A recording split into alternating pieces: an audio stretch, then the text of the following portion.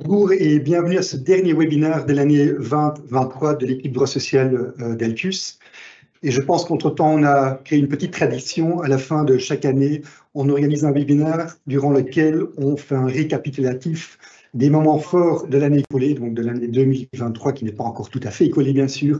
Et on examine de beaucoup plus près, en fait, tout ce qui s'est fait au niveau de nouvelles législations, ainsi qu'en matière de jurisprudence marquante. Mais on ne va pas se contenter de faire juste ça, on va également déjà se projeter en 2024 et traiter de quelques nouvelles législations et réglementations qui vont arriver et qui vont être implémentées au courant de l'année à venir. Je vais sans trop tarder donner la parole aux deux orateurs d'aujourd'hui, Astrid Caporali et Alexandre Calin. Mais avant ça, je vais quand même en profiter pour vous souhaiter d'ores et déjà d'excellentes fêtes de fin d'année. Bon webinaire. Bonjour à tous et à toutes. Un tout grand merci d'être là pour, comme le disait Philippe, notre dernier webinaire de l'année qui, comme à son habitude, a pour objectif de parcourir avec vous les dernières tendances, les dernières nouveautés de l'année 2023, mais aussi d'anticiper sur ce qui nous attend pour l'année 2024 et les années futures.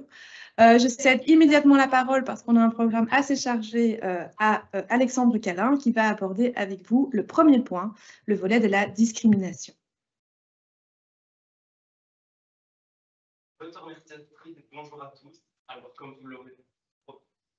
comme vous l'aurez probablement remarqué au fil des années, la législation en matière de harcèlement et de discrimination, c'est une matière qui est extrêmement prisée par le législateur belge.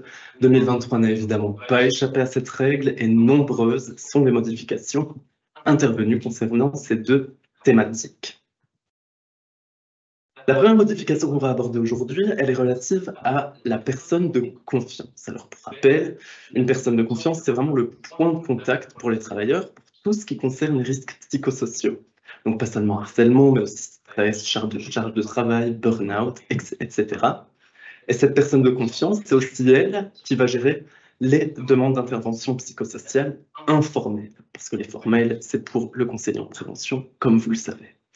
Bref, le grand changement important en 2023, c'est que toutes les entreprises de plus de 50 travailleurs devront désormais obligatoirement désigner une personne de confiance. Cette réforme est en vigueur depuis le 1er décembre de cette année. Attention, cependant, pour les entreprises de moins de 50 travailleurs, vous n'êtes pas totalement certain d'échapper à cette obligation. Parce que si, d'une part, la délégation syndicale ou d'autre part, l'ensemble de vos travailleurs le demandent, vous aurez à votre tour l'obligation d'en désigner une. Alors, comme vous pouvez le voir, il y a toute une procédure spécifique qui doit être suivie, mais, et ça va encore aujourd'hui, la décision finale de qui sera la personne de confiance, elle appartient à vous, employeur. Venons-en maintenant aux quelques règles qui entourent tout cela. Bon, déjà, qui doit être la personne de confiance? Ça doit être un travailleur de l'entreprise. Pour les entreprises de plus de 50 travailleurs, au niveau de ses compétences, la personne de confiance doit suivre une formation, mais pas de panique. Elle n'est pas encore requise au moment de la désignation, mais dès qu'il est désigné, il aura 2 ans pour la suivre. Une autre information qui a quand même son importance à bon entendeur, c'est qu'il n'y a aucune protection contre le licenciement qui existe pour les personnes de confiance, contrairement à d'autres acteurs du bien-être au travail, comme encore le conseiller en prévention. Et finalement, si vous avez l'obligation de désigner une personne de confiance, vous aurez l'obligation de modifier votre règlement de travail. La procédure classique avec la période d'affichage, le registre des observations ne devra pas être suivie, mais attention, vous aurez quand même l'obligation d'envoyer une copie au SPF Emploi et d'en fournir une à vos travailleurs. Dans sa lancée, le législateur il en a profité pour étendre la protection contre les représailles. La protection contre les représailles, c'est quoi? Toute personne victime de violence, de harcèlement moral et sexuel ou de discrimination au travail est protégée contre le licenciement et contre toute mesure préjudiciable qui est prise sur base d'une plainte, d'une action en justice ou d'un signalement qui a été effectué par le travailleur pour stopper ou prévenir ces faits. Comme vous pouvez le voir, hein, il y a 6 grosses modifications qui ont été apportées, mais on va aujourd'hui se concentrer que sur les 3 qui ont le plus gros impact pratique pour vous. On a en premier le début de la protection, hein, point 1 de la slide. Alors avant, la protection ne débutait qu'à partir du moment où le conseiller en prévention recevait la demande d'intervention formelle. Mais il faut savoir qu'en 2023, cette règle a changé. C'est plus la réception de la plainte par le conseiller qui compte, mais bien le moment où l'employeur a connaissance ou a pu prendre connaissance d'une telle plainte. La deuxième grande modification, c'est au point 3 de la slide, c'est la protection dorénavant des témoins informels. Alors avant, seuls étaient protégés les témoins formels, c'est-à-dire ceux qui avaient envoyé une plainte datée et signée et qui expliquaient en quoi il était question de discrimination ou de harcèlement.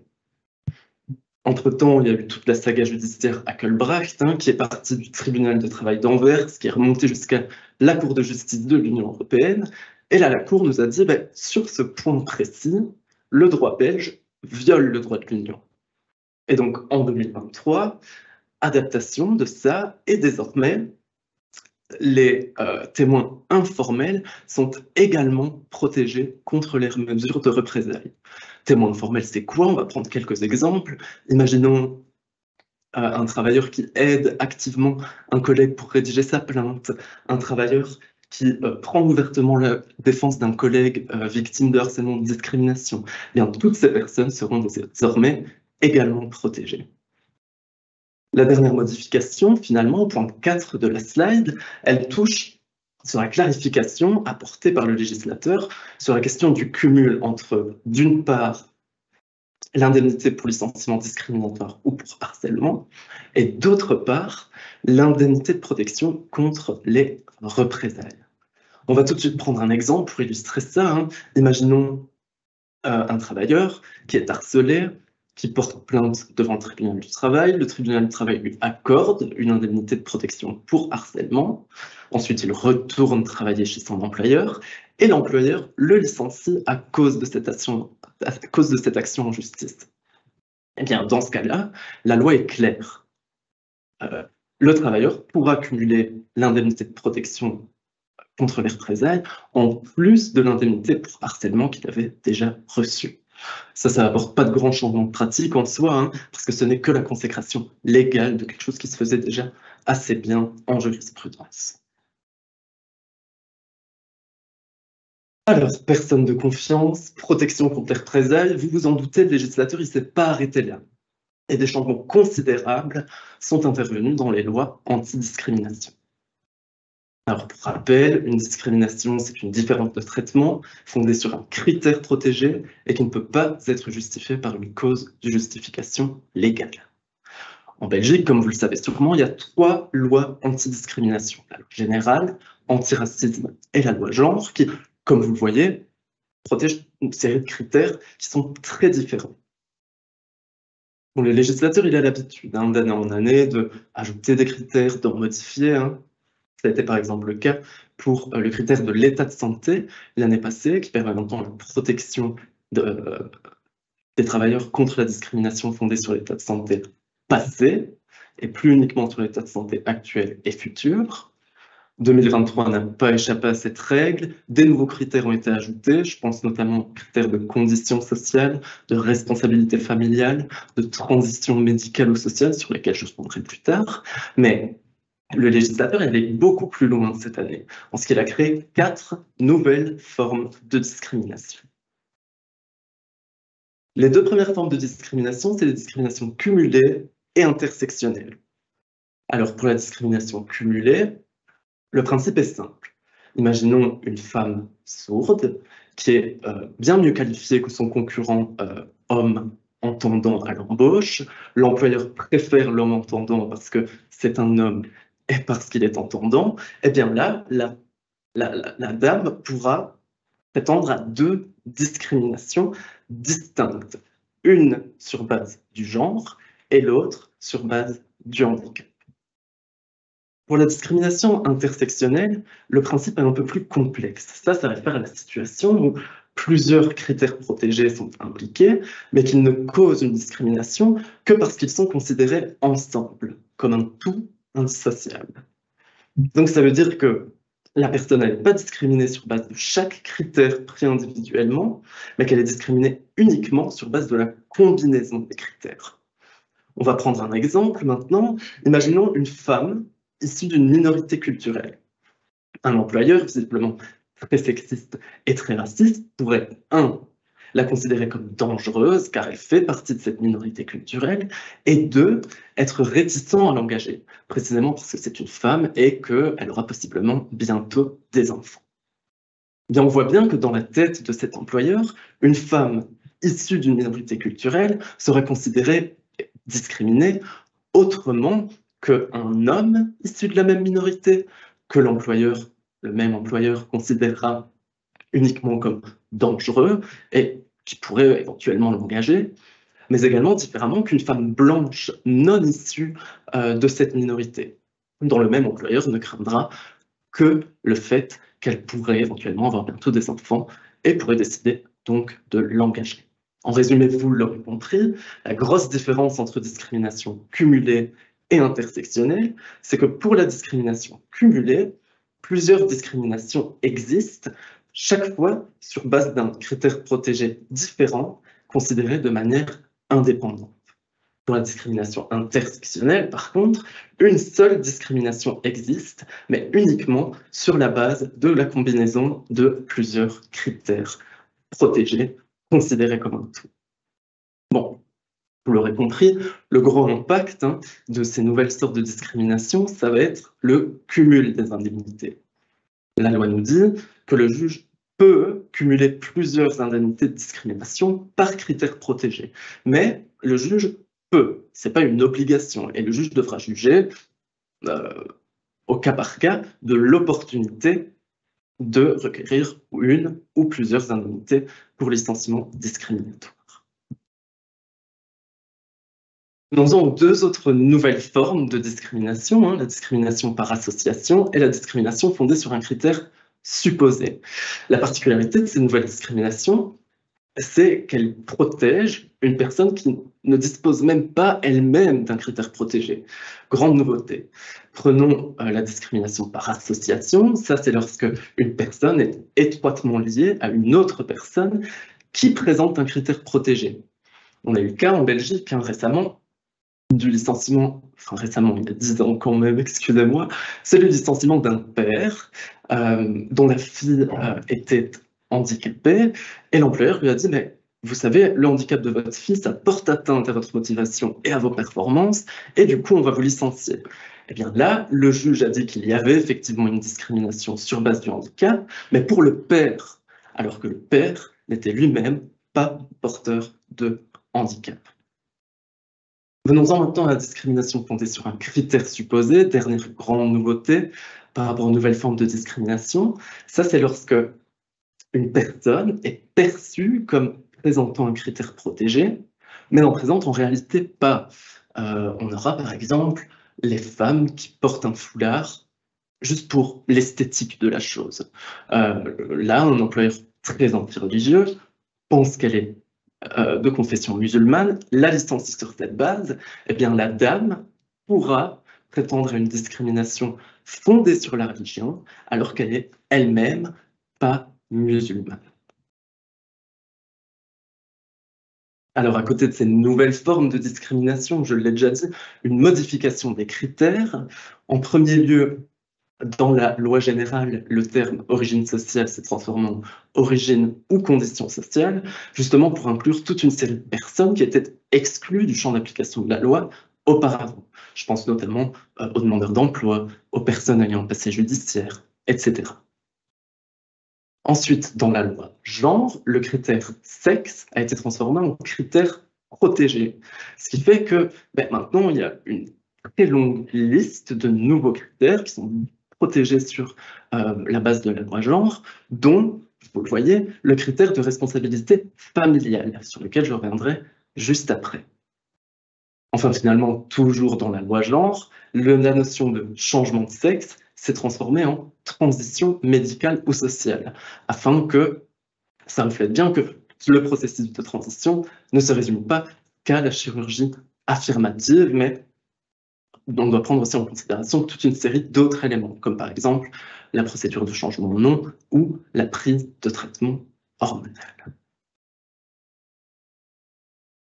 Bien, venons-en aux critères de responsabilité familiale maintenant, nouvellement introduits dans la loi genre. La première question qu'on peut se poser, c'est qu'est-ce que c'est?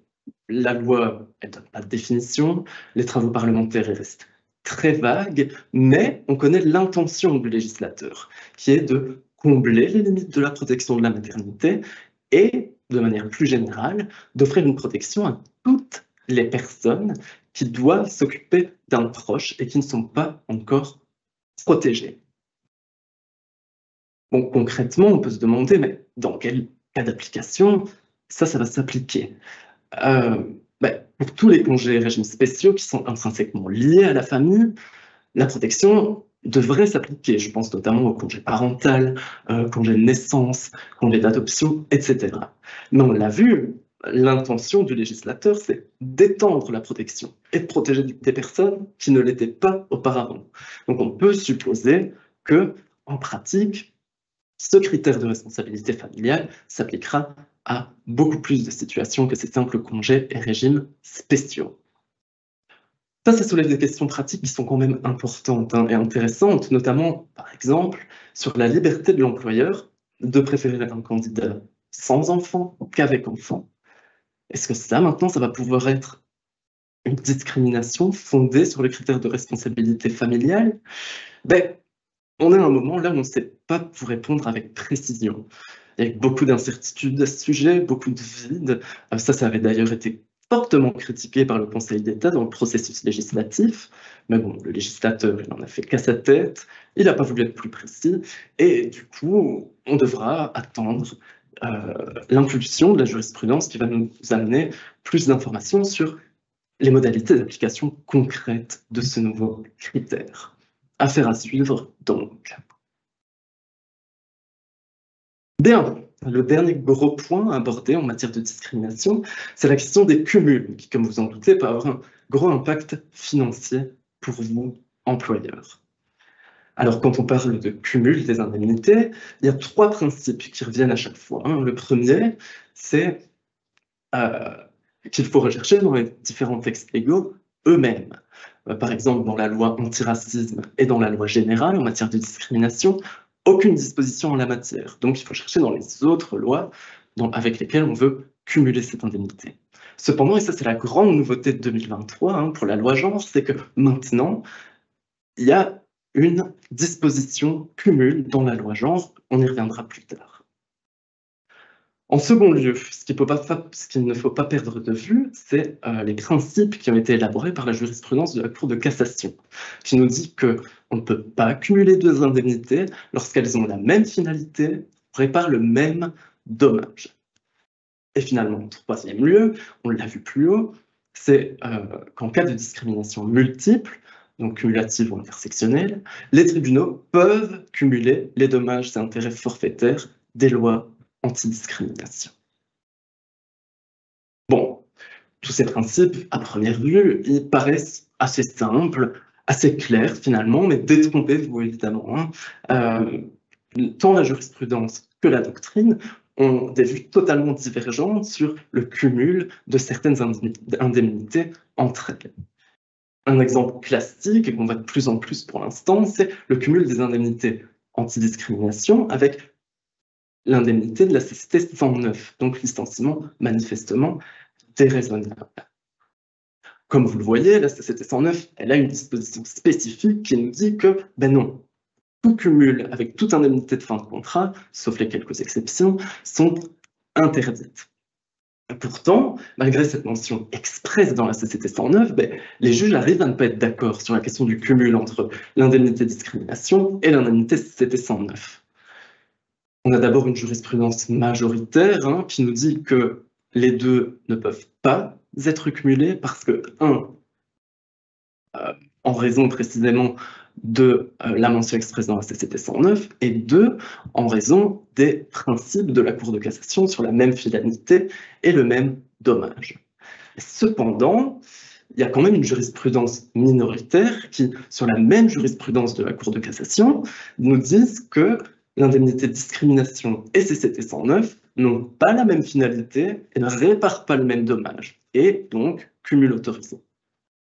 Bon, ça pour vous dire que même en présence de principes élaborés de longue date et qui semblent clairs, ben la jurisprudence est toujours là pour interpréter et donc apporter de l'incertitude. Cette incertitude ambiante, elle n'a évidemment pas été résolue par le législateur en 2023. Bien au contraire. C'est ça de que je vous parlais, c'est le gros changement dans la loi genre, c'est le nouvel article 23, paragraphe 3, qui autorise les cumuls maintenant. Bon, la grande question qu'on peut se poser, c'est comment interpréter ça par rapport aux règles existantes. En premier lieu, le nouvel article de la loi genre autorise les cumuls avec les indemnités de protection. Évidemment, pas de définition dans la loi, mais ce principe nous semble excessivement large et semble comprendre les indemnités de protection des candidats et représentants du personnel, mais aussi les indemnités de protection maternité. À ce sujet, il y a un arrêt très récent de la Cour de travail de Bruxelles qui vient nous éclairer un peu à ce sujet. La Cour va autoriser le cumul entre l'indemnité loi genre et l'indemnité maternité. Jusqu'ici, tout va bien, mais toutefois, pour appuyer sa décision, la Cour va se référer expressément à la nouvelle modification qui est arrivée. Donc, si aucune conclusion hâtive peut être tirée de ça, hein, ça nous démontre quand même bien que cette modification de la loi genre permettra, dans un futur très proche, d'élargir le cumul avec d'autres indemnités. Bon, la loi genre autorise le cumul, sauf si une loi en dispose autrement. Ça, c'est une question qui peut vous paraître anodine, mais qui a un véritable impact pratique. Qu'est-ce qu'une loi et quid en cas d'interdiction de cumul prévue par une CCT? On va prendre un petit exemple à cet égard, c'est l'exemple de la CCT 162, qui prévoit le droit à une formule souple de travail pour les parents et les aidants. Donc, dès qu'une demande de formule souple est introduite, la protection contre le licenciement commence à courir et la CCT 102 nous dit ben non, l'indemnité de protection ne peut pas être cumulée avec toute autre indemnité de fin de contrat. Donc, est-ce qu'il faut prendre en compte cette interdiction formulée par la CCT 162 pour dire qu'au final, elle ne peut pas être cumulée avec la loi genre? Ben, ça dépend de ce qu'on entend par le terme loi. Si le terme loi est interprété au sens large et qu'il comprend les CCT, alors il faudra tenir compte de cette interdiction et les deux indemnités ne pourront pas être cumulées. Au contraire, si une loi est interprétée au sens strict et doit par conséquent exclure les CCT, eh bien dans ce cas-là, il ne faudra pas en tenir compte et les deux indemnités pourront bien être cumulées. Comme vous le voyez, un seul et unique mot, le mot loi, ça peut faire naître des questionnements importants, et afin d'y répondre avec certitude, on devra attendre l'impulsion, encore une fois, de la jurisprudence. Bien, quelles sont maintenant les conséquences pratiques qu'une telle modification pourra avoir? Comme vous le savez, la réparation d'un même dommage peut être poursuivie par deux législations distinctes.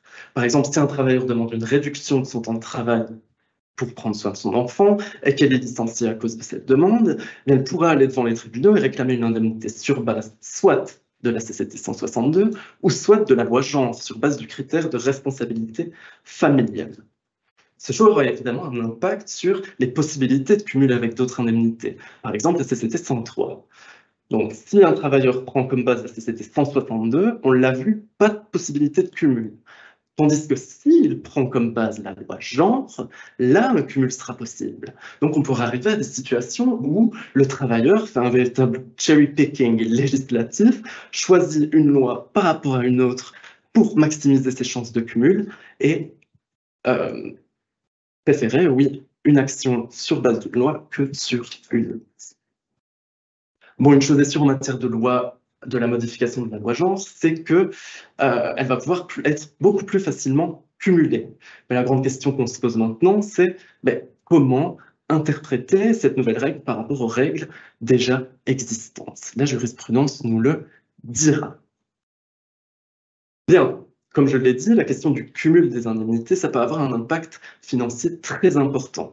Et donc, on va faire un petit récapitulatif de tout ce qu'on a vu avec l'exemple qui va suivre. Imaginons Sarah, qui souffre d'un handicap auditif, qui est enceinte de son premier enfant, et qu'elle n'est pas promue en raison de sa grossesse et de son handicap, alors que son collègue masculin est promu. Et là, Sarah, elle pourrait prétendre à une indemnité pour discrimination fondée sur le handicap et une indemnité pour discrimination fondée sur le sexe.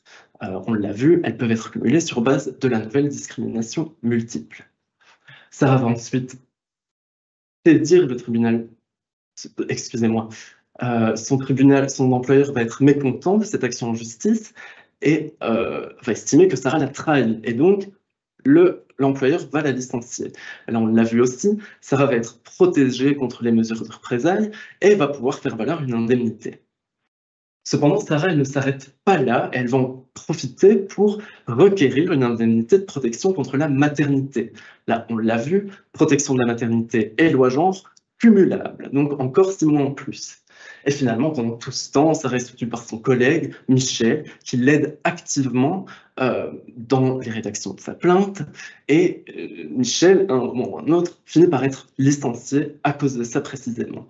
Et bien là, Michel pourra également profiter d'une indemnité de protection contre les mesures de représailles en tant que témoin et ainsi ajouter à la facture 6 mois de salaire en plus. Bon, ainsi la question du cumul des indemnités, ça peut mener à des situations absurdes par lesquelles un employeur peut être obligé à payer 3 mois de rémunération, jusqu'à 30 mois de rémunération.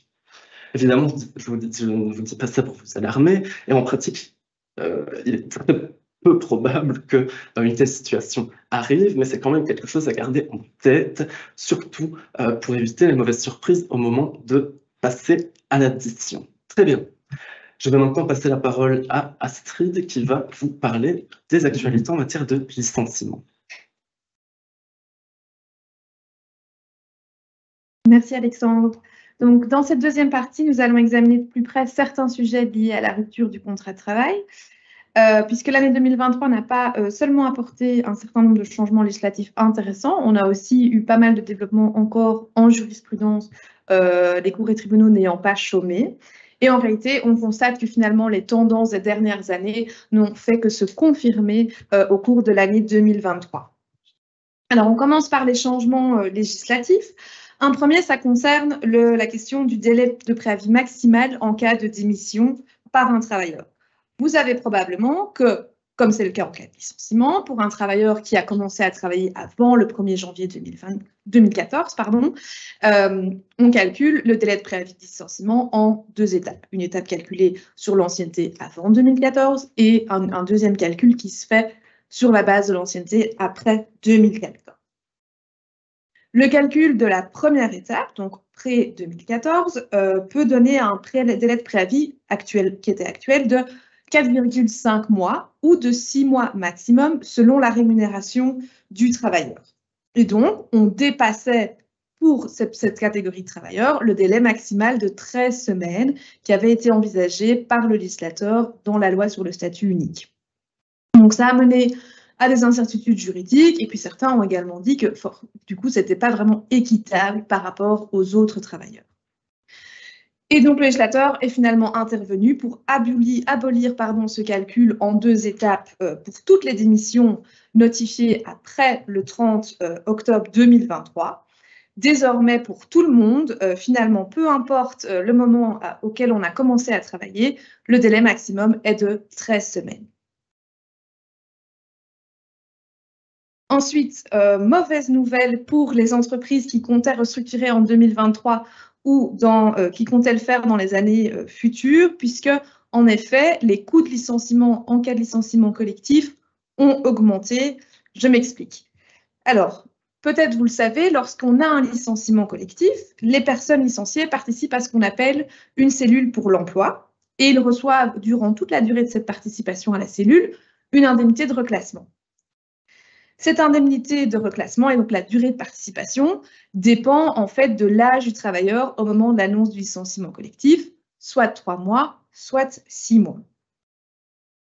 Et donc, en fonction de l'âge et de l'ancienneté du travailleur, l'indemnité de reclassement qui va être payée au total est susceptible de couvrir une période plus longue que celle du préavis légal qui aurait été payé, enfin qui aurait été dû en cas de licenciement classique hors licenciement collectif.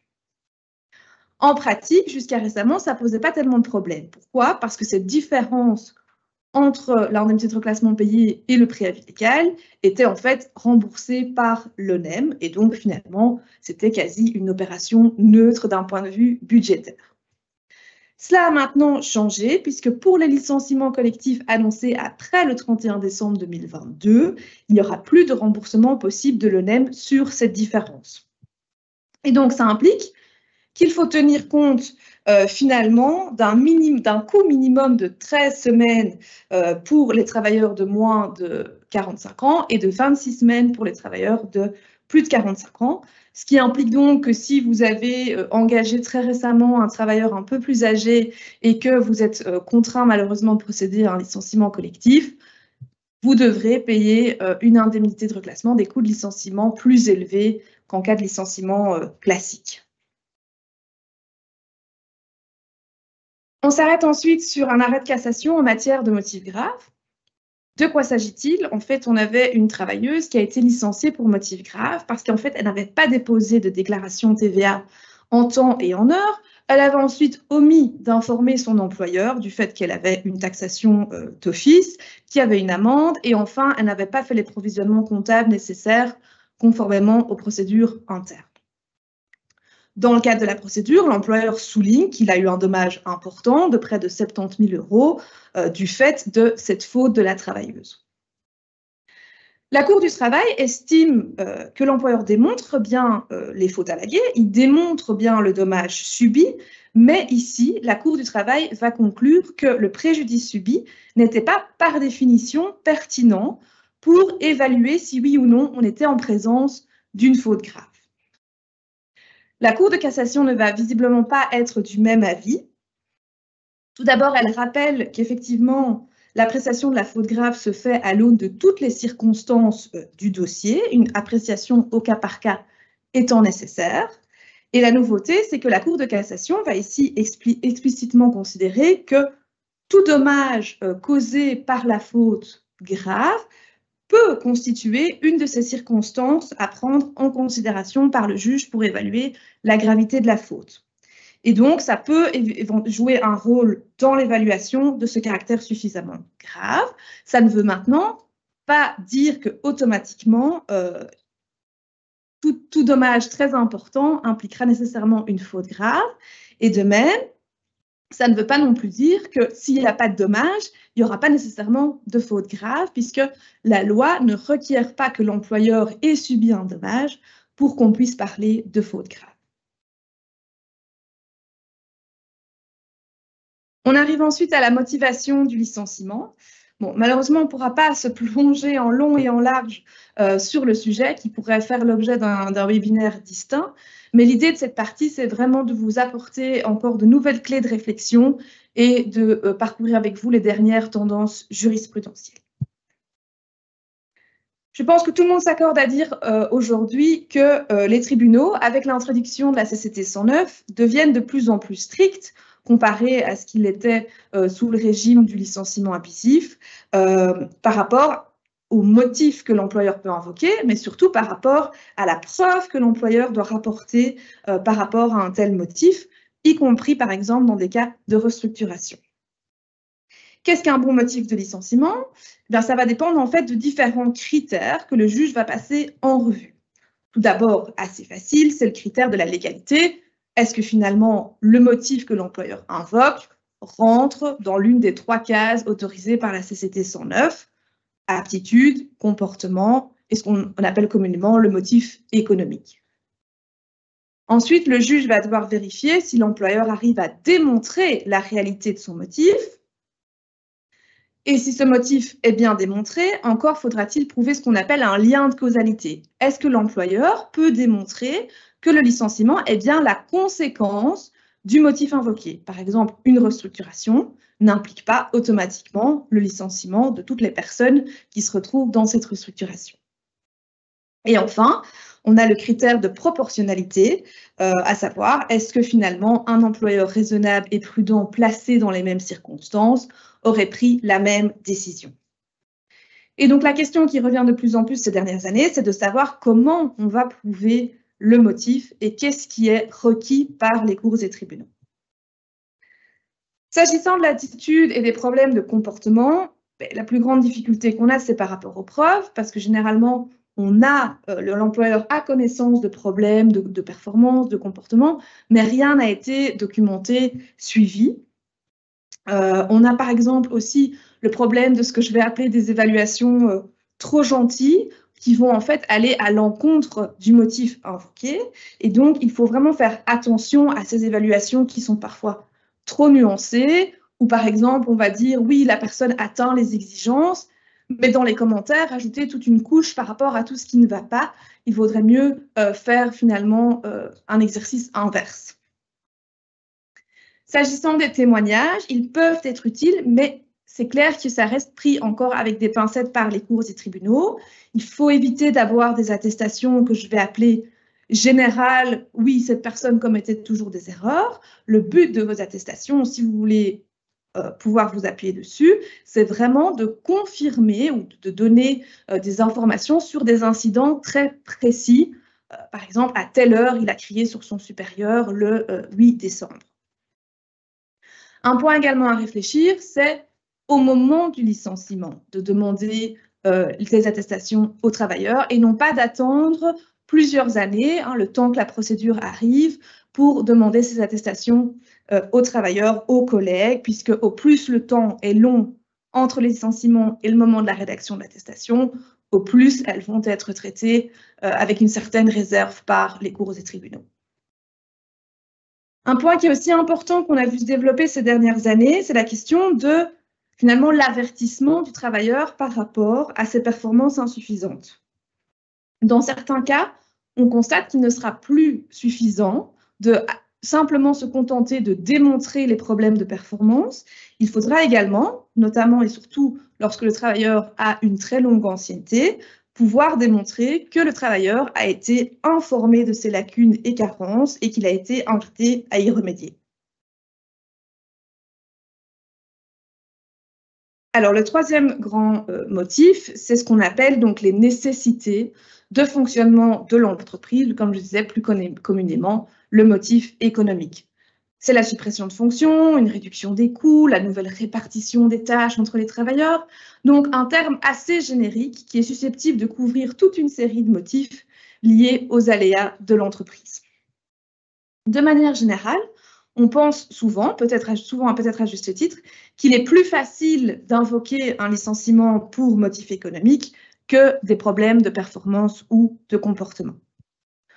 En effet, n'oublions pas que le juge n'a en principe qu'un contrôle marginal par rapport à l'opportunité de la décision, et donc le juge ne peut pas se mettre à la place de l'entreprise pour décider si oui ou non sa restructuration, sa suppression de fonction était bien nécessaire. Toutefois, il ne faut pas perdre de vue que la réalité du motif économique doit encore être démontrée et qu'on remarque que les cours et tribunaux sont de plus en plus stricts à ce niveau-là. Et donc, il ne suffit pas de juste dire on a fait une réorganisation ou l'entreprise connaît des difficultés financières.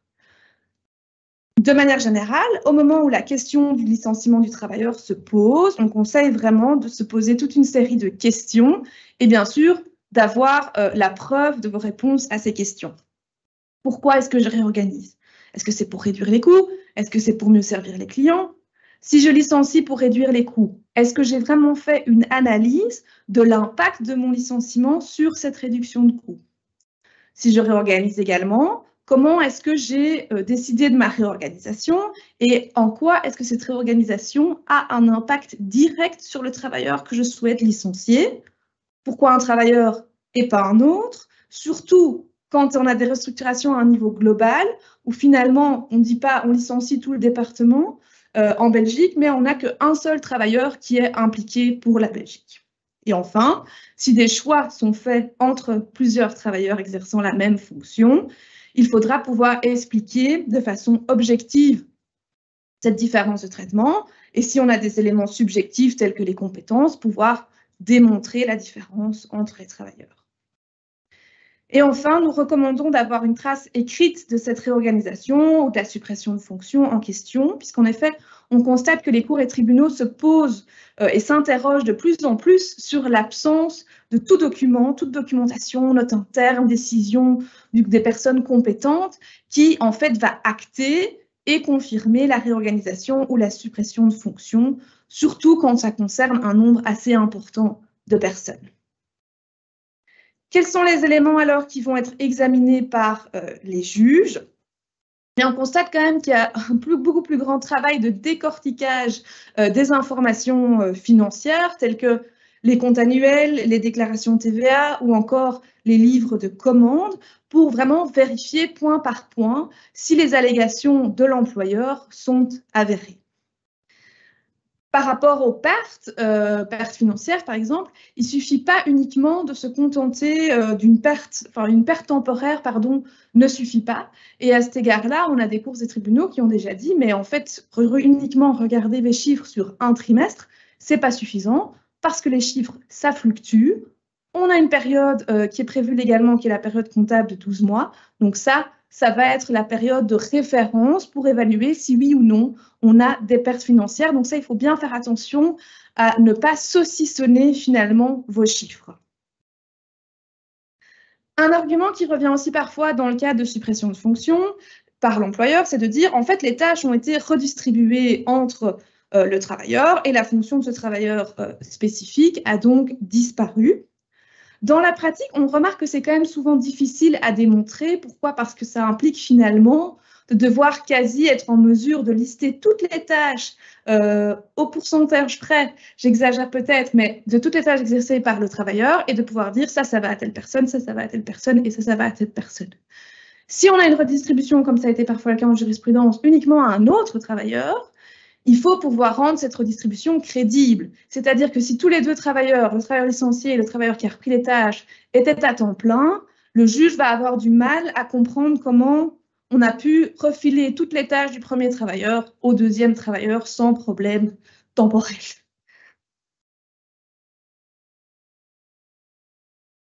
Alors, le deuxième critère, pardon, c'est le troisième critère, pardon, c'est le critère de la causalité. Donc, comme je le disais, c'est prouvé que le licenciement est bien la conséquence du motif invoqué.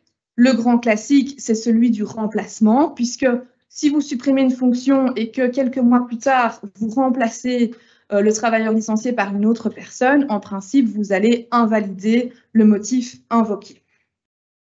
De même, si le motif invoqué se situe dans un laps de temps relativement éloigné, on aura tendance alors à dire que le lien de causalité n'est pas démontré.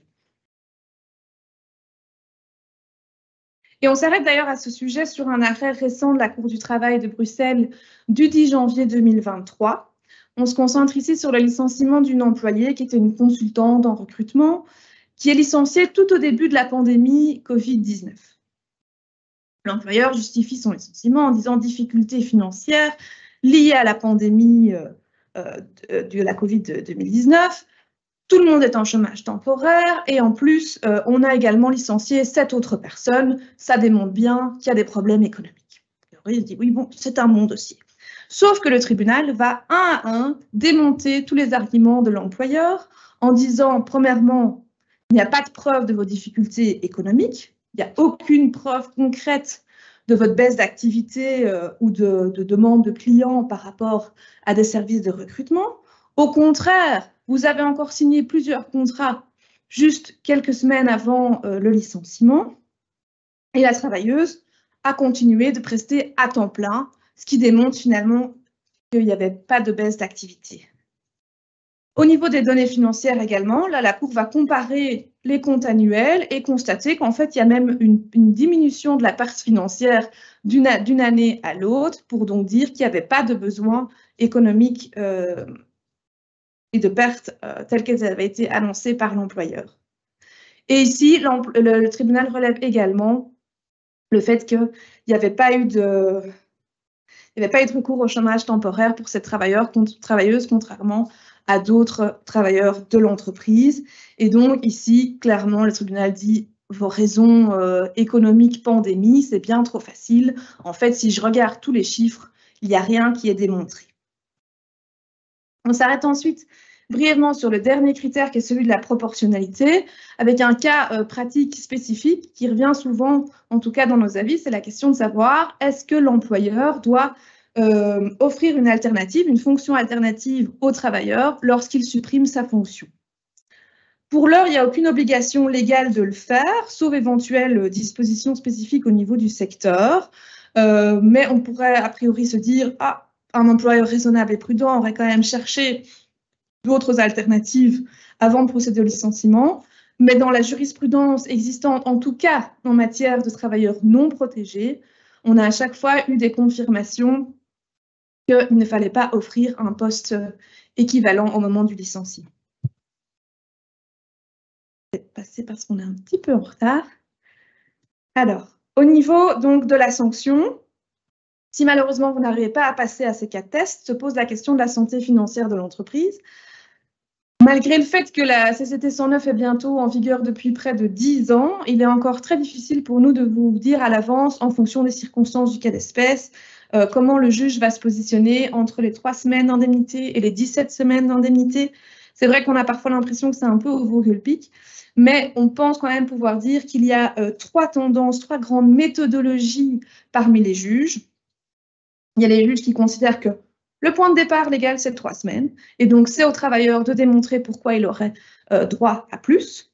Certains, je dirais la majorité, part en fait d'une ligne médiane de 10 semaines et après examine quelles sont les circonstances atténuantes et les circonstances aggravantes pour déplacer leur curseur plutôt vers 3 semaines ou plutôt vers 17 semaines. Et enfin, moins bonne nouvelle pour les employeurs, on a une jurisprudence d'ailleurs plutôt francophone qui se développe ces derniers mois et qui consiste à dire le point de départ, c'est même 17 semaines. Et donc, c'est à l'employeur de démontrer pourquoi, dans les circonstances spécifiques, il faudrait accorder une indemnité plus faible, par exemple de 3 semaines. Tout ceci devient encore beaucoup plus important lorsqu'il s'agit évidemment de décider du licenciement de travailleurs en incapacité de travail. Pour rappel, à ce jour en tout cas, et contrairement parfois à une certaine croyance populaire, il n'est pas interdit de licencier un travailleur malade. La seule chose, si je puis dire, dont il faut tenir compte, ce sont évidemment les risques financiers qui, eux, sont beaucoup plus importants, puisqu'on a non seulement le risque de dommages et intérêts pour licenciement manifestement déraisonnable, mais aussi l'aspect discrimination qui va tout d'un coup pointer son nez, avec toute la question de savoir si ces 2 indemnités peuvent être cumulées ou non. Il s'agira donc d'avoir une bonne motivation et surtout une bonne preuve du motif invoqué. Si on regarde les motifs valables, clairs d'un point de vue théorique, pour autant qu'on respecte les principes sur lesquels je suis passée à l'instant, réorganisation, performance insuffisante, comportement, restent des motifs valables de licenciement pour les travailleurs malades. À l'inverse, un motif qui est basé uniquement sur l'absence en tant que telle, c'est un no-go puisque discriminatoire. Une motivation qui a connu beaucoup de succès à un moment, c'était celle d'invoquer la fameuse désorganisation du service. Ce n'est donc pas l'absence en elle-même qui constitue le motif du licenciement, mais le fait que cette absence perturbe votre organisation. Toutefois, on voit de plus en plus des cours et tribunaux qui sont très critiques par rapport à une telle motivation, le point de départ étant de dire que, en fait, une incapacité, de par sa nature, est vouée à perturber l'organisation. Et donc, si on accepte cette motivation en tant que telle, ce serait finalement défavorable pour tous les travailleurs malades. Et donc, l'employeur devra démontrer vraiment les circonstances spécifiques de son dossier. Par exemple, le fait que le travailleur prévient à chaque fois à la dernière minute pour des périodes très courtes qui font qu'on ne peut pas s'organiser. De même, le fait d'invoquer, le fait qu'il faille trouver une solution durable par rapport au licenciement est également de plus en plus critiqué et on a de plus en plus en fait des cours et tribunaux qui disent mais en fait, solution durable, vous avez des moyens, des alternatives pour ne pas devoir remplacer de façon définitive votre travailleur malade, vous avez le contrat de remplacement ou des contrats intérimaires. Ce qui nous amène à l'arrêt de la Cour du travail de Mons du 22 septembre 2022, où on a un employeur qui est confronté à une travailleuse malade depuis une dizaine de mois. Et juste au moment où cette travailleuse annonce son retour au travail, elle est licenciée. Et l'employeur invoque comme motif le fait que la travailleuse l'employeur invoque une réorganisation en disant la travailleuse a été remplacée durant son absence par une autre personne en raison de l'incertitude de son retour. Et ici, la Cour du travail de Mons va tout d'abord décider qu'il y a discrimination, parce qu'en fait, le timing du licenciement, juste au moment où la travailleuse dit qu'elle va reprendre le travail, était un petit peu trop suspect. Finalement, la Cour considère que l'employeur a préféré mettre fin au contrat d'une employée qui avait toujours donné satisfaction, mais dont il savait que la santé pouvait potentiellement encore poser problème à l'avenir. Et en sus de ça, la Cour du travail va également octroyer une indemnité pour licenciement manifestement déraisonnable, en disant, et en fait, il n'y a pas eu de réorganisation. Finalement, vous avez remplacé la travailleuse et vous avez préféré garder la remplaçante en bout de compte, alors que de nouveau, comme je le disais, vous aviez d'autres alternatives telles que le contrat de remplacement ou un contrat intérimaire. Raisonnement similaire pour la Cour du travail d'Anvers, le tribunal du travail d'Anvers dans un jugement du 27 mars 2023 sur lequel on va aller plus vite, mais les faits sont un petit peu similaires, mais là, de façon un peu plus intéressante, la Cour va dire, en fait, donc ce qui s'est passé, c'est que l'employeur avait un travailleur malade et s'est dit, pendant l'incapacité, je vais remplacer ce travailleur malade par un consultant freelance. Et une fois qu'il utilise ce consultant freelance, il se rend compte, en fait, ce consultant freelance, il n'est pas mauvais du tout, il est beaucoup plus organisé et ça me coûte moins cher. Donc, je supprime la fonction tout court de ce travailleur et je passe cette fonction RH sous statut consultant freelance. Et pour la discrimination, là, de façon assez intéressante et contrairement à la Cour du travail de Mons, le tribunal du travail d'Anvers va indiquer que il n'y a pas de discrimination parce que le fait d'être passé à un consultant freelance aurait tout à fait pu se passer, même si la travailleuse n'avait pas été malade.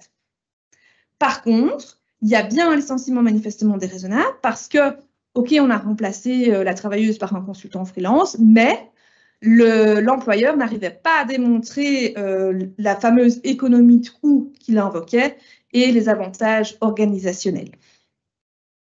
Alors, à cet égard, une question qui se pose fréquemment, c'est aussi du coup la question du timing du licenciement du travailleur malade, qui va finalement différer selon évidemment les circonstances et selon le motif qu'on va invoquer. Mais de manière générale, en tout cas pour la majorité des cas, il est toujours préférable de ne pas attendre le retour du travailleur malade pour agir. Il vaut donc mieux agir tôt que tard, c'est-à-dire au moment où votre motif, par exemple une restructuration, se concrétise. Et enfin, on a fait le point sur cette slide-ci sur une sorte, en fait, on présente une sorte de checklist des éléments à garder en tête lorsqu'on licencie un travailleur malade, avec vraiment toute une série de questions à vous poser pour étoffer le dossier.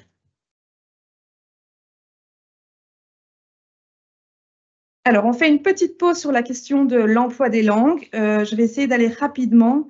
On a un arrêt de cassation qui a été rendu en septembre 2023, qui est lié à l'établissement d'une facture en anglais. On se dit, bon, ça n'a pas trop à voir avec les relations employeur-travailleur, mais qui, à notre estime, pourrait ne pas être sans intérêt.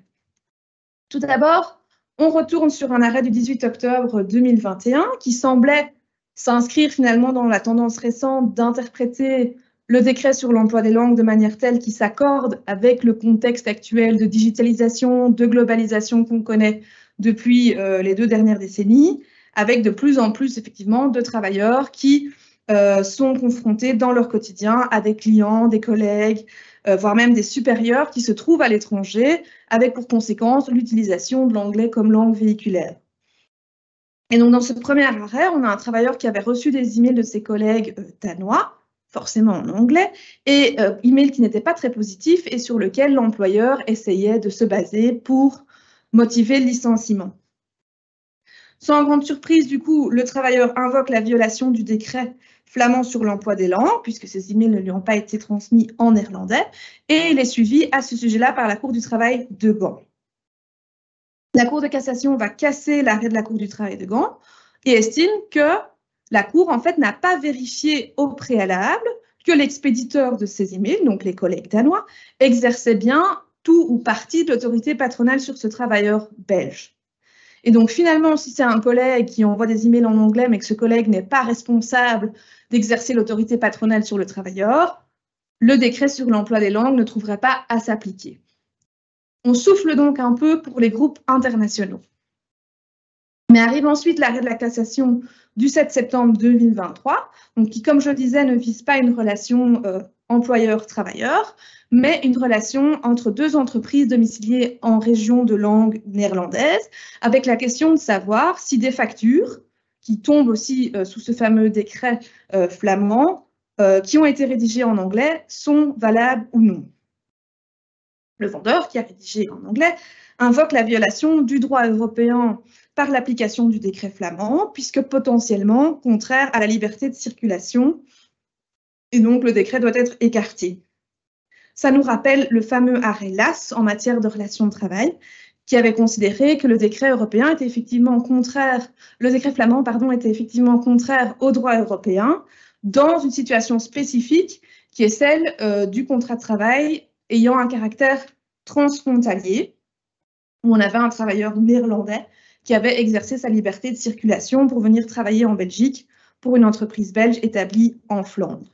Et donc ici, par rapport aux factures, la Cour de cassation va insister sur le fait que cette contrat traité du droit européen ne vise vraiment que les situations transfrontalières et ne vise pas les situations de transactions purement internes, comme ici, deux entreprises établies sur le sol belge.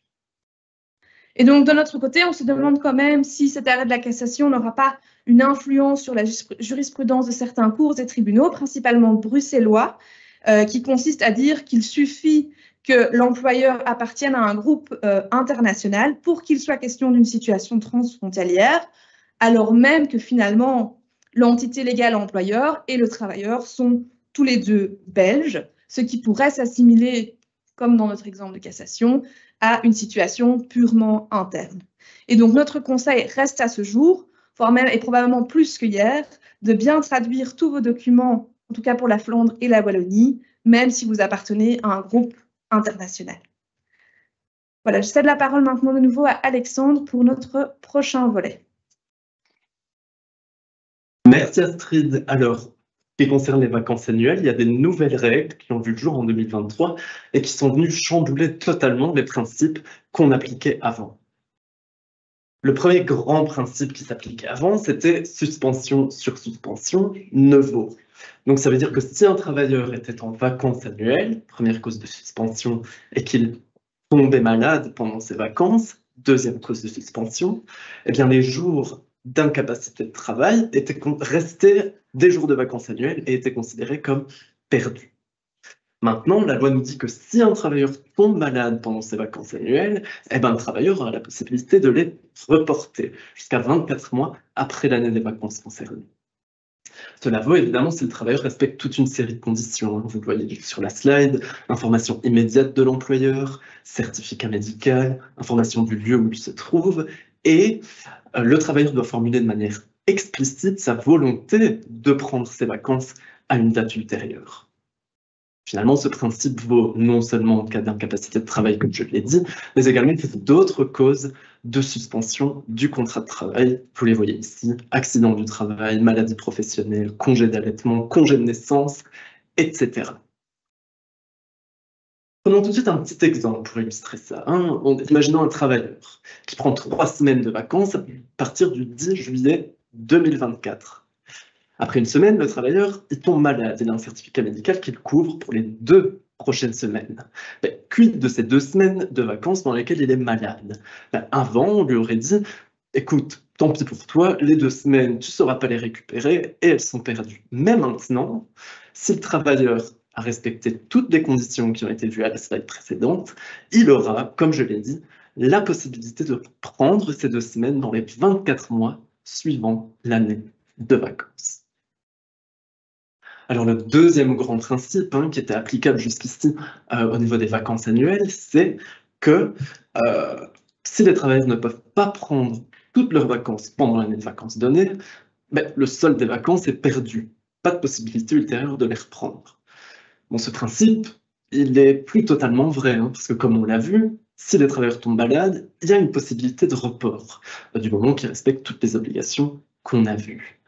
Ça vaut pour toutes les causes de suspension du contrat de travail telles qu'on l'a vu aux 2 slides précédentes, mais également pour la participation à des cours ou à des journées d'études consacrées à la promotion sociale. Dernière chose sur ce point, c'est par rapport au pécule de vacances. Alors, ok, les vacances peuvent être reportées, mais ça ne change pas que le paiement du pécule doit être effectué au même moment, c'est-à-dire c'est-à-dire dans l'année au cours de laquelle les vacances étaient censées être prises. Bien, on en a fini pour les vacances, donc sans transition, on va examiner les nouveautés en matière de sécurité sociale. La première grande nouveauté, ça concerne le régime de sécurité sociale applicable en matière de télétravail transfrontalier. La règle générale en cas de travail transfrontalier, c'est-à-dire quand un travailleur est employé dans un État membre mais réside dans un autre, elle se trouve dans le règlement 883/2004. De manière très rapide, ce règlement nous dit que la règle, c'est que la sécurité sociale de l'État du siège de l'employeur s'applique, mais si le travailleur travaille plus de 25% dans son État de résidence, alors la sécurité sociale de cet État de résidence s'appliquera. Le problème de cette règle, c'est qu'elle s'applique indistinctement en cas de travail physique, présentiel, mais également en cas de télétravail. Donc ça peut arriver à des situations, en cas de travail transfrontalier, où lorsque un travailleur télétravaille dans son État de résidence 2 jours semaine, donc plus de 25%, un changement du régime de sécurité sociale applicable s'opère. Alors, vous le savez, pendant le Covid, on ne pouvait pas traverser les frontières, il y a une période de télétravail généralisée, et donc une période pendant laquelle toutes ces règles que je viens d'expliquer n'étaient plus d'application. Et là, au niveau des États membres, on s'est dit, oui, quand même, il est temps de régler cette problématique, et c'est de là que l'accord-cadre télétravail est né. Cet accord-cadre, il va permettre aux travailleurs de télétravailler de leur domicile jusqu'à 49,99% de leur temps, sans qu'aucune modification du régime de sécurité sociale applicable n'opère. Alors, il y a plusieurs règles autour de ça. Tout d'abord, l'accord-cadre a un champ d'application limité. Ça concerne seulement les travailleurs, dans 2 États membres uniquement, pas 3. Ça concerne uniquement les situations de télétravail et pas les situations de travail, comme je l'ai dit, en présentiel. Et ça ne s'applique qu'entre États signataires. Alors, à l'heure actuelle, 19 pays ont signé l'accord-cadre, donc tous les pays frontaliers de la Belgique. Finalement, cet accord-cadre n'est pas un automatisme et le consentement de l'employeur et du travailleur devront être requis. Venons maintenant à la deuxième nouveauté en matière de sécurité sociale, qui n'en est pas vraiment une, mais enfin une bonne nouvelle dans ce webinaire, c'est le retour, ou la prolongation du moins, des heures de relance. Alors comme vous le savez, ces heures de relance, elles avaient été introduites pendant le Covid pour permettre à certains secteurs qui étaient surchargés de travail de prester des heures supplémentaires en plus du régime classique. Ce système, il était supposé être temporaire, évidemment, mais il a été prolongé chaque année et rebelote en 2023, reprolongé jusqu'en 2025, au 30 juin. Je ne peux pas vous rappeler toutes les règles qui entourent les heures de relance que vous connaissez probablement mieux que moi, mais 2 choses importantes. La première, c'est que les heures de relance sont purement volontaires et que donc il y a un accord qui doit nécessairement avoir lieu entre l'employeur et le travailleur, qui durera maximum 6 mois, mais renouvelable. Et le deuxième truc important à savoir, c'est que les heures supplémentaires volontaires classiques ne doivent pas forcément être épuisées au préalable. C'est-à-dire que nous, ce qu'on va vous conseiller dans la convention écrite, c'est de prévoir une clause qui dit que les heures de relance seront prestées en priorité pour que vous puissiez et que votre travailleur puisse bénéficier de leur régime fiscal et parafiscal beaucoup plus avantageux. Je vais maintenant passer la parole à Astrid, qui va vous parler de lanceurs d'alerte. Merci Alexandre. Alors, le prochain sujet est évidemment un sujet sur lequel on ne pouvait pas passer dans cet aperçu des nouveautés 2023. C'est donc cette fameuse loi sur les lanceurs d'alerte. La loi, enfin la directive européenne et la loi belge prévoient 3 canaux de signalement donc pour les personnes qui ont connaissance d'informations relatives à des violations. On a tout d'abord ce fameux canal interne qui doit être mis en place par certains employeurs, mais pas tous. Puis on a le système de signalement externe, donc ça c'est des signalements auprès des autorités. Et enfin, la 3e possibilité de signalement, c'est via en fait une divulgation publique telle qu'une sortie de presse. Déjà en février 2023, les entreprises de plus de 250 travailleurs, ainsi que les entreprises du secteur financier et bancaire, y étaient passées. Dès la semaine prochaine, 17 décembre, les entreprises d'au moins 50 travailleurs devront avoir mis en place ce fameux premier canal, qui est le canal interne. On exclut donc les plus petites entreprises. Alors, pour qui est-ce que vous devez mettre en place ce canal interne? Bien, ça semble évident. Ce canal de signalement interne doit être accessible au moins aux travailleurs de l'entité juridique. Et non pas obligatoire, mais c'est autorisé d'ouvrir le canal interne à d'autres acteurs qui sont protégés par la loi sur les lanceurs d'alerte, tels que les prestataires indépendants, les stagiaires, les candidats qui n'ont pas été sélectionnés, etc. Si vous décidez de ne pas autoriser l'accès à votre canal interne à ces personnes, sachez que dans ce cas-là, elles n'auront finalement pas d'autre choix que de se reposer sur les 2 autres canaux, divulgation directement aux autorités ou divulgation publique, ce qui potentiellement n'est peut-être pas dans votre intérêt et vous préférez peut-être quand même pouvoir gérer ces signalements dans un premier temps en interne. Que peut-on signaler via le canal? Bien, l'ambition du régulateur européen est à la fois ambitieuse mais nécessairement limitée. Donc, la directive couvre vraiment toutes les violations du droit de l'Union européenne, mais ce n'est pas un système complet de toutes les violations possibles à la loi. Les États membres avaient également la possibilité de rajouter certains sujets, ce que, sans grande surprise, la Belgique a fait, en rajoutant la fraude fiscale et la fraude sociale à la liste des matières concernées. Fraude fiscale, fraude sociale, c'est une terminologie qui n'est évidemment pas claire et qui n'est pas précisée par le législateur et qui pourra être interprétée à notre sens de façon tout à fait stricte avec cette notion d'intention frauduleuse, comme de façon beaucoup plus large, toute violation, par exemple, au code pénal social. Et donc, il faudra voir dans les prochaines années si comment les cours et tribunaux vont apporter une définition à ces notions. En tant qu'entreprise, vous avez également, bien sûr, la possibilité d'ouvrir votre canal à toute une série d'autres sujets qui ne sont pas couverts par la législation.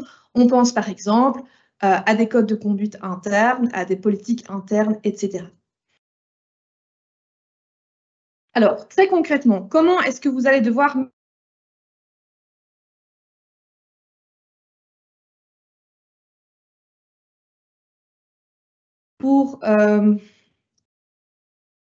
que vous soyez prêts pour la semaine prochaine. Mais bon, dans la pratique, vous allez donc devoir faire toute une série de choix. Il faut retenir que, de manière générale, les entreprises sont assez libres dans la manière d'organiser leur canal de signalement. La seule vraiment condition importante à respecter, c'est assurer la confidentialité de l'identité du rapporteur. Et donc, ça concerne non seulement le nom du dénonciateur, celui qui est l'auteur du signalement, mais évidemment toutes les informations, par exemple la fonction, l'entité locale, etc., qui permettraient de l'identifier. Pour le reste, donc, comme je le disais, vous êtes assez libre, mais vous pouvez par exemple choisir la méthode de signalement, orale, écrite, les deux. Vous allez également devoir choisir si pour la réception de vos signalements, vous passez par un prestataire externe. Vous allez également devoir nommer un gestionnaire de vos signalements qui va vraiment faire le suivi après la réception du signalement de feedback, mais aussi de remédiation, évidemment, du signalement invoqué. Évidemment, les procédures, enfin les canaux de signalement interne devront être mis en place après consultation des partenaires sociaux et les travailleurs devront être informés à ce sujet-là. Et enfin, évidemment, ce type de canal va entraîner une nouvelle source de traitement de données personnelles et donc vous allez devoir mettre à jour toute une série de documentation.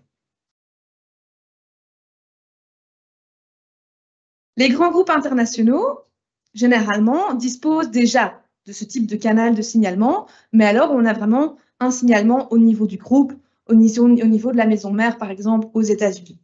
Et la question se pose évidemment de savoir si ce canal au niveau du groupe est suffisant dans le cadre de la législation belge pour être conforme aux dispositions. Malheureusement, la réponse est non. En fait, la Commission européenne s'est montrée intransigeante et estime que vraiment chaque entité d'au moins 50 travailleurs doit avoir son propre canal, que je vais dire, local. Toutefois, évidemment, il n'est pas interdit pour le groupe de maintenir un canal global en plus du canal local et donc de laisser aux travailleurs le choix de s'adresser à l'un ou à l'autre. Selon le SPF Économie, on a aussi une position un peu plus souple par rapport à l'utilisation de ces fameux canaux au niveau du groupe, puisque là, en fait, on a une position qui consiste à dire qu'on peut avoir quand même une sorte de plateforme globale, plateforme centrale. La seule chose qui est importante, c'est vraiment que le travailleur, que je veux dire le travailleur belge, ait accès très facilement à une information sur sa méthode de signalement pour son employeur belge et donc retrouver facilement la page, avoir un numéro de téléphone belge et puis quand on appelle, avoir une personne qui lui réponde en français ou en néerlandais. Cela ne signifie toutefois pas que vous allez devoir faire votre procédure de signalement de façon exclusive au niveau local, donc de A à Z. Pour le feedback et les mesures de remédiation, là, effectivement, il faudra toujours le faire au niveau local. Mais on a certaines corrections qui ont été prévues par le législateur pour les entreprises de moins de 250 travailleurs, s'agissant de la réception du signalement et de l'enquête du signalement qui doit intervenir. Et donc là, il est permis pour les entreprises d'unir leurs forces finalement avec les forces du groupe, avec les forces des autres entités juridiques, par exemple la société mère, pour faire la réception du signalement et pour enquêter le signalement. Pour autant, ça c'est une condition, qu'au moment où le travailleur compte déposer un signalement, on l'informe du fait que sa plainte sera réceptionnée et surtout enquêtée au niveau de la société mère et que ce travailleur a alors la possibilité de s'y opposer. Sans grande surprise, les auteurs du signalement peuvent bénéficier d'une protection contre les représailles, pour autant qu'ils aient eu des motifs légitimes de croire que les informations qui ont été rapportées étaient exactes et qu'elles entraient bien dans le champ d'application de la loi. L'auteur ne va donc pas perdre le bénéfice de sa protection au seul motif que son signalement, fait de bonne foi, se serait avéré incorrect. On vise évidemment ici toute forme de représailles à l'encontre de l'auteur, mais aussi de nouveau des facilitateurs, y compris les menaces et les tentatives. Ce n'est donc pas uniquement le licenciement, mais ça peut être les modifications de fonction, les sanctions financières. On pense par exemple à un manager qui loupe une promotion en raison d'un signalement qui aurait été effectué. Point assez important aussi par rapport à cette protection, c'est que contrairement à d'autres régimes de protection juridique, la protection n'est pas limitée dans le temps.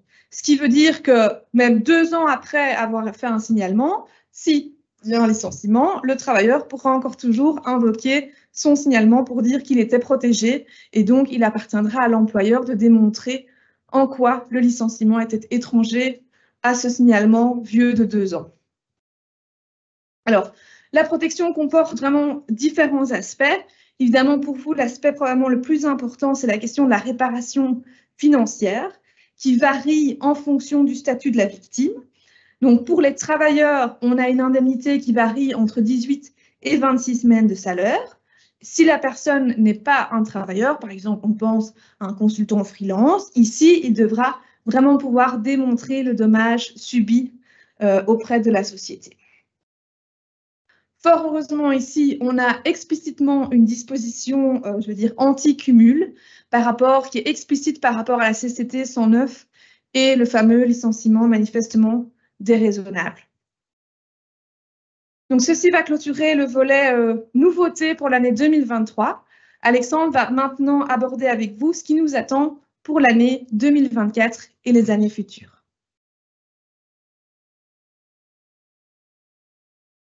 Alors oui, à quoi devez-vous vous attendre pour 2024 ?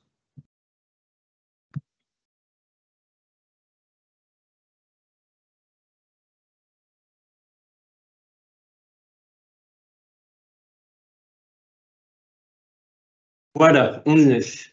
Excusez-moi, un problème technique, ça arrive même au meilleur. Alors, au niveau belge, d'abord, vous avez la création d'un Federal Learning Account. Vous vous souvenez probablement de la grande nouveauté du deal pour l'emploi de l'année passée, c'est l'obligation pour les employeurs de plus de 20 travailleurs de fournir à leurs travailleurs un véritable droit à la formation. Une autre nouveauté du deal pour l'emploi, c'est les fameuses mesures de promotion de l'employabilité. Pour rappel, pour toute indemnité de préavis de plus de 30 semaines, l'employeur est tenu de consacrer un budget égal à 1/3 des cotisations patronales ONSS dues sur les indemnités compensatoires de préavis à des mesures d'employabilité qui doivent aider le travailleur à trouver plus facilement un nouvel emploi. Eh bien, tout ça, avec la création du Federal Learning Account à partir du 1er avril 2024, vous aurez encodé tout ça dans un site web fédéral de manière assez détaillée, toute une série d'infos relatives aux formations suivies par le travailleur, nombre de jours, crédits de jours restants, etc. Mais aussi des infos concernant le budget alloué aux mesures de promotion de l'employabilité. Le montant initial, le montant restant, etc. Si cette mention dans le Federal Learning Account n'est pas faite, pas de sanctions prévues par le Code pénal social, pas d'amende visiblement, mais une liste de public shaming qui sera disponible sur le site web du SPF Emploi. Attention à cela. On a aussi du changement au niveau sécurité sociale, au niveau des réductions groupe cible premier emploi qui entreront en vigueur à partir du 1er janvier 2024. Pour des raisons budgétaires, le législateur a limité à 3 100 € par trimestre, au lieu de 4 000 avant, la réduction ONSS pour la première embauche. Pour les deuxième et troisième travailleurs, les règles applicables avant s'appliquent toujours, pas de changement, mais il n'y aura plus de réduction groupe cible du tout pour les quatrième, cinquième et sixième travailleurs. Alors, comme je l'ai dit, ça s'appliquera à partir du 1er janvier 2024, mais les recrutements des travailleurs numéro 4, 5 et 6 qui se sont passés avant le 1er janvier restent soumis à l'ancien régime sans limitation. Des nouveautés également en matière de flexi-job. Alors pour rappel, un flexi-job, c'est une forme d'emploi qui permet à un travailleur d'exercer un emploi complémentaire à condition que ce travailleur soit déjà occupé chez un ou plusieurs autres employeurs à raison de 4/5 d'un horaire d'un travailleur à temps plein. Bon, le législateur cette année, il a élargi les possibilités dans lesquelles on peut utiliser des flexi-jobs. Cependant, l'utilisation de flexi-job devient beaucoup plus chère. Pourquoi ? En premier lieu, un barème sectoriel, le barème sectoriel applicable doit être respecté au lieu d'un flexi-salaire forfaitaire qui était beaucoup plus bas. En deuxième lieu, les cotisations patronales de sécurité sociale sont passées de 25 à 28%. Et en troisième lieu, l'exonération fiscale qui était auparavant illimitée est désormais plafonnée à 12 000 € par an.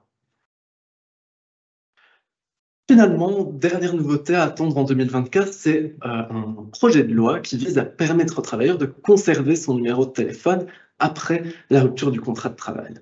En gros, cette proposition de loi nous dit que si le travailleur disposait d'un numéro de téléphone, est en service d'un employeur qui a couvert les frais de téléphone et qu'ensuite il est licencié ou il démissionne, eh bien le travailleur doit pouvoir garder ce numéro. Cette réforme, elle semble paraître un peu anodine peut-être, mais ça a toute son importance, notamment pour les représentants de commerce. En effet, imaginons qu'un employeur ne puisse plus reprendre le numéro, le risque, ça serait que les clients de l'employeur continuent à contacter le représentant de commerce après la relation de travail. Et dans ce cas, une solution que vous aurez peut-être à développer dans les mois à venir, c'est dès l'engagement, par exemple, fournir un téléphone portable purement professionnel, avec un abonnement professionnel en ligne professionnel, que vous pouvez dès lors reprendre après la fin de la relation de travail. Bien, qu'y a-t-il de nouveau au niveau européen cette fois-ci? Alors, je suis sûr que vous avez déjà toutes et tous entendu parler du fameux acronyme ESG, Environmental Social Governance. Ça, qu'est-ce que c'est? Depuis plusieurs années, on remarque que l'UE, suivie par l'opinion publique et les actions des États membres, elle ne considère plus les entreprises comme un simple acteur du monde financier. Après plusieurs scandales, tristement célèbres par ailleurs, qui ont frappé diverses entreprises et qui ont concerné par exemple les violations des droits de l'homme, trafic d'êtres humains, travail forcé, travail des enfants, etc. Mais il est désormais acquis que les très grandes entreprises ont désormais un rôle sociétal très important à jouer. Il s'ensuit qu'elles pourront ou devront, dans certains cas, être tenues responsables de violations graves de droits de l'homme, qu'elles l'aient activement commises ou qu'elles les aient tolérées dans leur chaîne de valeur. En plus des sanctions purement juridiques que ces entreprises pourront encourir, elles devront également rester attentives aux sanctions de marché que de telles violations pourraient avoir au niveau de leur réputation et de leur crédibilité, tant l'opinion publique est sévère à cet égard. Mais la question, c'est qu'entend-on exactement par ESG? Bon, il ne s'agit pas, par exemple, de simples questions d'horaire de travail qui ne sont pas fournies à temps pour les travailleurs partiels, bien évidemment. Il s'agit d'atteintes et de violations graves aux droits humains et environnementaux. Par exemple, violation de règles de sécurité et de bien-être causant des victimes, travail forcé, incidences extrêmement graves sur l'environnement, etc. Mais qu'est-ce qu'on a comme législation pour ça? Alors, au niveau européen, on a une proposition de directive Due Diligence et une directive Report, sur laquelle je reviendrai tout de suite après. Mais il y a aussi un rapport final sur un projet de taxonomie sociale. Il existe à l'heure actuelle un règlement UE de taxonomie verte par lequel les grandes entreprises reçoivent un certain label vert sur base de toute une série de critères liés à l'environnement. L'Union européenne, elle souhaite évidemment élargir ce label, et y inclure un volet social, afin de permettre aux investisseurs et aux tiers, de manière générale, de savoir si les entreprises en question respectent bien les droits sociaux, les droits fondamentaux. Plusieurs critères seraient sur la table, par exemple, tout ce qui est égalité, droits humains au travail, discrimination, qualité des produits, etc. Bon, on est encore loin de l'adoption définitive de ce système dans le processus législatif, mais comme je l'ai dit, si cette modification venait à avoir lieu, les grandes entreprises se verront attribuer un label social qui témoignera du bon respect ou non des nombreux critères qui seront dans le règlement. Au niveau belge aussi, on a un projet de loi de 2021 fortement inspiré de la loi française Devoir de vigilance, mais qui a été suspendu et en raison des nombreuses initiatives européennes. Revenons maintenant sur les deux instruments européens. Tout d'abord, la proposition de directive Due Diligence. Très concrètement, une fois en vigueur, cette directive obligera certaines entreprises à mener un audit juridique dans le supply chain afin de savoir si tous les droits fondamentaux dont on a parlé ont bien été respectés et sont bien respectés sur base d'un plan de due deal préétabli. Un point qui est très important au niveau de la mise en œuvre, c'est que le non-respect de ces principes entraînera la responsabilité des administrateurs de la société, avec évidemment des sanctions à la clé. Maintenant, pour qui est-ce que ça s'applique? Ok, la directive nous dit que c'est pour les très grandes entreprises avec un très haut chiffre d'affaires, mais les petites entreprises devront aussi mettre la main à la pâte, parce que comme vous pouvez le voir, elles auront l'obligation de adhérer à ces principes de due deal. Et donc l'obligation de vigilance qui incombe en tout premier lieu aux très grandes entreprises se verra ainsi ruisseler également vers les petites. L'adoption de cette proposition elle est prévue pour 2024 et la transposition aura lieu dans les 2 ans, théoriquement bien sûr, parce qu'on sait bien que la Belgique a toujours quelques trains de retard. Venons-en maintenant à la directive rapport qui oblige certaines entreprises à publier un rapport sur les risques liés à leurs activités, sur certains hot topics, comme on dit, très variés, qu'on vient de voir, qui vont de la pollution au personnel, en passant par la biodiversité et les consommateurs. Encore une fois, ça concerne non seulement les grandes entreprises, par exemple les sociétés cotées, les banques, les assurances, de plus de 500 travailleurs auront cette obligation à partir du 1er janvier 2024, mais également les plus petites entreprises, parce que ce rapport concerne également les activités de la chaîne de valeur. Je vais maintenant laisser la parole à Astrid qui va nous parler de la transparence des salaires. Merci Alexandre. Donc voilà, ça nous amène au dernier volet de ce webinaire et des nouveautés pour les années à venir. C'est la fameuse Pay Transparency Directive. Donc les travailleurs, et peut-être en particulier les femmes, auront prochainement beaucoup plus de moyens pour faire valoir leur droit à l'égalité salariale grâce finalement à un accès renforcé aux informations sur leur rémunération et sur la rémunération au sein de l'entreprise avec des procédures de recours efficaces en cas de discrimination. Puisqu'en effet, on a, comme je disais, une nouvelle directive européenne du 10 mai 2023 qui est entrée en vigueur qui entre en vigueur le 6 juin 2023 et qui laisse aux États membres un délai de transposition jusqu'au 7 juin 2026.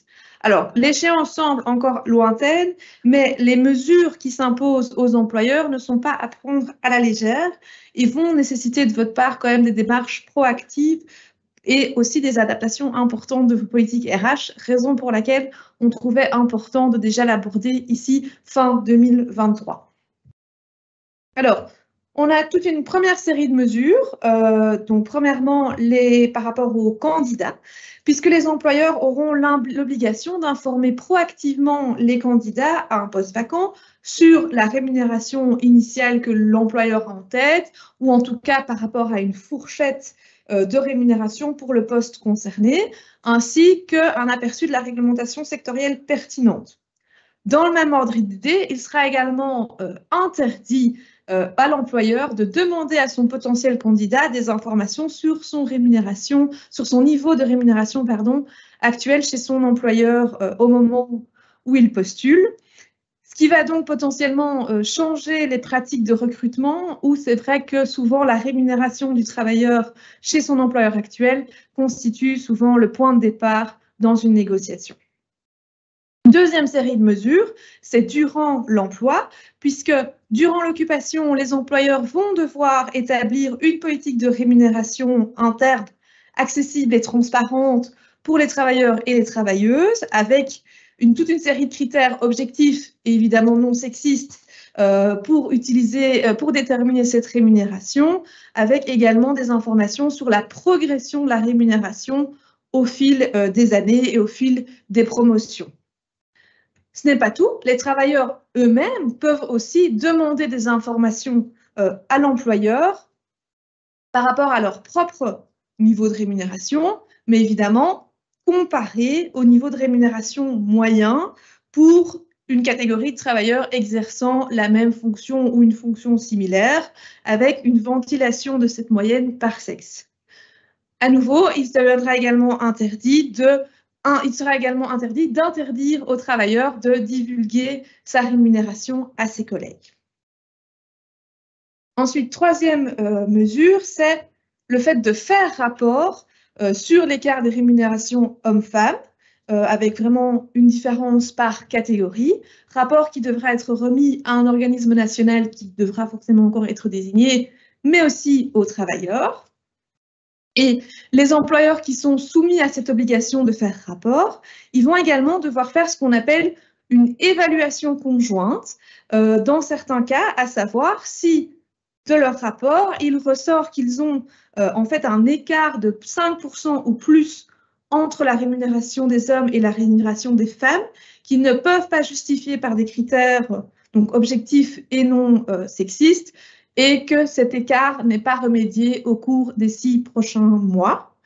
Dans ce cas-là, on a donc cette évaluation conjointe qui aura pour but d'évaluer voilà, d'où vient cet écart et évidemment de déterminer les mesures qu'on va devoir prendre pour y remédier. Et pourquoi on parle d'évaluation conjointe? Parce que cette évaluation a lieu avec les représentants des travailleurs, en sachant que s'il n'y a pas d'organe représentatif dans l'entreprise, dans ce cas-là, il appartiendra aux travailleurs de désigner les personnes qui vont en fait jouer ce rôle de représentants. Et la date d'entrée en vigueur, finalement, donc, de cette obligation de faire rapport va dépendre, en fait, du nombre de travailleurs occupés, 250 ou plus que 100 travailleurs, soit tous les ans, soit tous les 3 ans. Donc, ça, c'est la nouvelle directive. Évidemment, on est quand même beaucoup plus loin que la loi sur l'écart salarial de 2012 qu'on connaît actuellement et qui a lieu, qui prévoit un rapport finalement tous les 2 ans avec des informations qui sont relativement vagues et peu précises pour les entreprises qui ont un conseil d'entreprise. Donc, très probablement, on va devoir adapter cette loi de 2012 sur l'écart salarial homme-femme. Une question qu'on se pose, c'est évidemment la loi actuelle, si elle est amenée à être révisée, elle prévoit des obligations à partir de 50 travailleurs, là où la directive finalement a un seuil de 100 travailleurs. Donc, on n'exclut pas quand même que du coup, le législateur belge, de son côté, reste sur le seuil des 50 travailleurs. Et enfin, on a une 4e série de mesures, c'est évidemment toutes les mesures liées au fait de garantir l'effectivité des mesures précédentes. Et du coup, on a prévu toute une série de mesures coercitives et préventives. Notamment, les travailleurs auront droit, pour ceux qui ont subi une discrimination salariale fondée sur le sexe, eh bien, ces travailleurs-là auront droit à recouvrer intégralement les arriérés de salaire, les primes, les paiements en nature qui sont liés et l'indemnisation des opportunités manquées ou encore la réparation de leur préjudice moral, etc., etc., plus les intérêts encore évidemment de retard sur toutes ces rémunérations. Grand classique, on a également un renversement de la charge de la preuve si évidemment il y a un écart salarial, ce qui va compliquer le travail de l'employeur. On va retrouver également des sanctions dissuasives en cas de violation, qui incluent le classique des amendes, des éventuelles exclusions à la participation de marchés publics ou de concessions. Et alors, la directive prévoit peut-être un peu à l'instar du RGDP que les amendes pourraient être fonction du chiffre annuel brut de l'employeur ou de sa masse salariale totale. Donc, potentiellement, pour les plus grandes entreprises, il y aura peut-être un impact financier assez important. Et comme d'habitude, évidemment, des mesures de protection contre les représailles. Alors, comment est-ce que vous pouvez anticiper ces mesures en tant qu'entreprise? Comme je le disais, je pense qu'il ne faut pas perdre de temps pour commencer à préparer vraiment une révision de vos politiques de rémunération et vos procédures RH existantes, en tenant compte des critères de la directive, mais pourquoi pas tenir compte également des critères ESG dont Alexandre parlait, d'examiner l'éventuel écart salarial qui existe entre les hommes et les femmes et voir comment vous pouvez déjà y remédier. Évidemment, définissez des objectifs clairs et un plan d'action clair pour mettre en œuvre la directive. Et donc, un point qui va être important les prochains mois, ça va être évidemment de définir vos différentes catégories qui vont servir de point de comparaison pour justifier ou pour déterminer si oui ou non on a des écarts salariales. Et dans ce cadre-là, un point peut-être important, quelques tools qui sont mis à votre disposition, c'est une checklist par UNIA qui prévoit toute une série d'outils et de critères pour essayer de remédier à l'écart salarial. Et enfin, d'autres pays ont également des tools qui sont mis en place, mais que vous pouvez utiliser, par exemple l'Allemagne et la Suisse, qui ont le logiciel Logip, qui vous permet en fait de remplir des tableaux Excel, et sur base de ces tableaux, la plateforme, le logiciel, va pouvoir déterminer l'écart salarial que vous avez dans votre entreprise. Donc voilà, ceci clôture notre webinaire pour l'année 2023. On me souffle qu'il n'y aurait pas de questions à traiter. Donc, il ne me reste plus qu'à vous remercier pour votre présence aujourd'hui et évidemment vous souhaiter d'excellentes fêtes de fin d'année, d'ores et déjà à l'année prochaine. Et évidemment, on reste encore quelques minutes si jamais des questions devaient encore être posées dans le chat.